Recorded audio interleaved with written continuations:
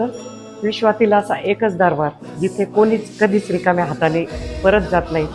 गरज असते ती फक्त श्रद्धेची आणि निस्वार्थ सेवेची. आणि महाराजांवर हक्क गाजवण्याचा किंवा महाराजांकडे मागण्याचा हक्क त्यांनाच असतो जे निस्वार्थपणे महाराज कधीच कोणाचं काहीच ठेवत नाही. एक आरतीला आलं तरी योग्य वेळी योग्य मोबदला मिळाल्याशिवाय राहत नाही. चमत्कार झाल्याशिवाय नमस्कार करत नाही. आणि इथे चमत्कारच होत असतात.